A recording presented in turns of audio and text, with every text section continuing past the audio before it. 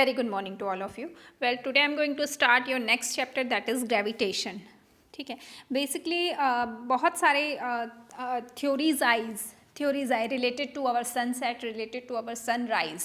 ठीक है, उसके बाद मतलब इसमें बहुत सारे साइंटिस्ट ने, बहुत सारे फिलोसफर्स ने इससे रिलेटेड थ्योरीज को डिस्कस किया. एक जो क्वेश्चंस उनके मन में आया वो ये कि सनराइज और सनसेट होना इज़ एक रीज़न है, लेकिन इसके पहले यहाँ आपका this is the position of sun. ठीक है, उसके बाद आपके प्लैनेट्स जो हैं, प्लैनेट्स जितने भी आपके जो अभी आपके 8 प्लैनेट्स हैं, है ना, तो जो प्लैनेट की जो पोजीशन पे वो फिक्स्ड हैं. ठीक है, मतलब डेफिनेटली कोई ना कोई फोर्स सन और उस प्लैनेट के बीच में एक्ट करता है. वो आके कोलाइड नहीं होते एक दूसरे के साथ. ठीक है, एक फिक्स्ड डिस्टेंस पे उनके बीच का जो डिस्टेंस है वो फिक्स है. ठीक है, विथ रिस्पेक्ट टू टाइम वो चेंज नहीं होता है. मतलब डेफिनेटली कोई ना कोई एक ऐसा फोर्स उन प्लैनेट्स के बीच में एक्ट करता है जो उनको बाउंड करके रखता है. ठीक है, तो इस तरीके से एक ग्रेविटेशनल फोर्स का, है ना, जिसे मतलब इस तरह से इसका स्टार्टिंग हुई, बहुत सारे रिसर्च हुए. ठीक है, उसके बाद ये बताया गया न्यूटन लॉ ऑफ ग्रेविटेशन आपका क्या आया, एक मतलब इस चीज़ को बताया गया. न्यूटन ने इसकी स्टार्टिंग जो की थी, that law is known as Newton law of gravitation. What is, उन्होंने ये बताया कि फर्स्ट ऑफ ऑल ये जो फोर्स ऑफ अट्रैक्शन है, ठीक है, जो आपका न्यूटन लॉ ऑफ ग्रेविटेशन है, it is for the point object, point mass. ठीक है, मतलब जब हम मास को निगलेक्ट कर देते हैं, है ना, उसे एज अ पॉइंट ऑब्जेक्ट लेके जब हम इस चीज़ को कैलकुलेट करते हैं, उससे उन्होंने इस फोर्स ऑफ अट्रैक्शन की वैल्यू को उन्होंने फाइंड आउट किया था. तो उन्होंने ये बताया कि the force between the 2 point masses is proportional to product of that mass. मतलब आपका m1 मास है और m2 मास है, क्या होगा, प्रोपोर्शनल होगा. जैसे ही इस प्रोडक्ट की वैल्यू आपकी इंक्रीज होगी, let for example f is proportional to m1 into m2. ठीक है, तो आपके प्रोडक्ट की वैल्यू, दोनों की प्रोडक्ट की वैल्यू जैसे ही इंक्रीज होती जाएगी, आपकी क्या होगी, force of attraction, gravitational law जो है आपका Newton gravitational law, that is a force of attraction between 2 point masses. ठीक है, सेकेंडली जो उन्होंने ये बताया कि ये जो आपका अट्रैक्शन फोर्स है that is inversely proportional to r square. ठीक है, यहाँ पे ये वाला पॉइंट आपका इम्पॉर्टेंट है, दैट इज़ इट, जैसे ही मैं डिस्टेंस की वैल्यू आपकी इंक्रीज़ करती हूँ, फोर्स की वैल्यू आपकी क्या होती है, डिक्रीज होती है.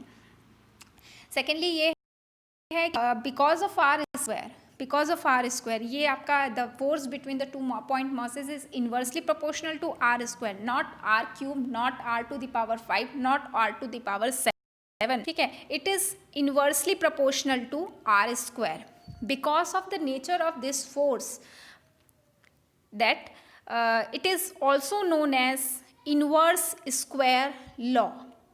ठीक है, स्क्वायर लॉ, इस नेचर के कारण ही उसे इन्वर्स स्क्वायर लॉ के नाम से we all know. Okay, next आपके पास ये है, अगर ये दोनों इक्वेशंस को मैं कंबाइन करती हूँ, उन्होंने फोर्स के फॉर्म को उन्होंने जो इक्वेशन हमने फॉर्म किए, after that if we combine both equation then we get that f is proportional to m1 into m2 divided by r square.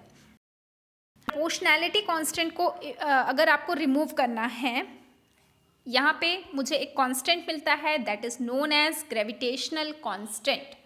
ठीक है, प्रोपोर्शनैलिटी कांस्टेंट को अगर आपको इक्वल टू के साइन में चेंज करना है तो आप एक कांस्टेंट यूज़ करेंगे हियर, और हर जगह इस कांस्टेंट का नाम अलग अलग होता है. जैसे हमने हुक्स लॉ में पढ़ा था, ठीक है, जैसे कुलम्ब्स के लॉ होते हैं.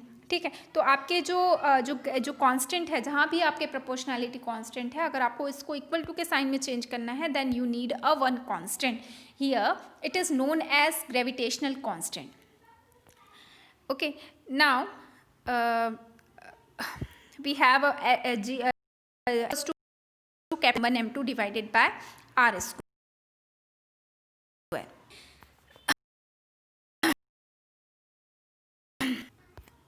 This one. अगर if m1 is equals to m2 is equals to अगर 1 kg, if I keep it here, then r is and r is equals to 1, then what I get, f is equals to g. Now here first of all I want to define the capital G here. तो इस definition से मैंने ये define किया कि अगर दो आपके मासेस हैं m1 और m2 जो 1 kg के मासेस हैं, जिनको मैं 1 मीटर के डिस्टेंस पे अगर मैं रखती हूँ, ठीक है, 1 kg के मास को अगर 1 मीटर के डिस्टेंस पे अगर मैं रखती हूँ, है ना, तो उनके बीच में जो फोर्स एक्ट करता है that is our gravitational constant, that is defined as our gravitational constant. ठीक है. अच्छा, जी का जो नेचर होता है ये आपका यूनिवर्सल कांस्टेंट है. ठीक है. आपका m1 m2 जो है वो किसी भी मीडियम पे रखा रहे, ठीक है, m1 और m2 आपके कोई भी मीडियम पे रहे, उनका मास आपका मतलब यानी किसी भी स्टार के लिए ये वैलिड है.